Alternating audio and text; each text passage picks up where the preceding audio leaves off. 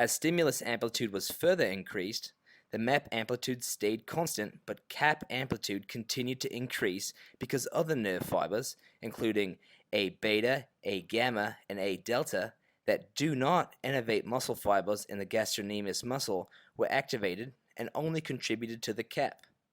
A alpha fibers are the first to be recruited because they are the largest in diameter and are highly myelinated, giving them a fast conduction velocity. The conduction velocity of the A-alpha motor neurons is used to determine the synaptic delay.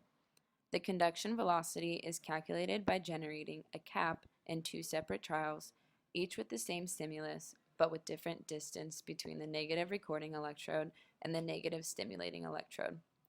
The difference in time to reach the peak of the cap between trials is calculated to be the conduction velocity, which can then be used to calculate the conduction time. The conduction time is the distance between the recording electrodes divided by the conduction velocity. When the action potential of the nerve reaches the presynaptic terminal, it does not instantaneously cause a MAP due to the synaptic delay. The synaptic delay is a measurement of the time spent during the processes that occur after the depolarization of the presynaptic membrane and before the release of the membrane action potential on the postsynaptic cell. The synaptic delay is composed of the time it takes to release the neurotransmitter from the presynaptic terminal, how long it takes for that neurotransmitter to diffuse across the synaptic cleft, and the time it takes to activate the receptor on the postsynaptic cell. The synaptic delay is then calculated by subtracting the conduction time from the time interval between the onset of the stimulus and the onset of the MAP. For the experiments conducted in this lab, we examined the effects of different drugs on the NMJ by observing changes in the synaptic delay, threshold of the MAP, and amplitude of the max MAP. Oh yeah, this is gonna be wild. Let's get those drugs out and flying around. First, verapamil. We incubated the frog gastrocnemius muscle with verapamil. Let's see what we find, shall we? It seems a slower conduction velocity and longer synaptic delay was recorded. Wow, can you tell us what that means, Jasmine? Well, it seems that threshold and maximum MAP amplitude was unaffected.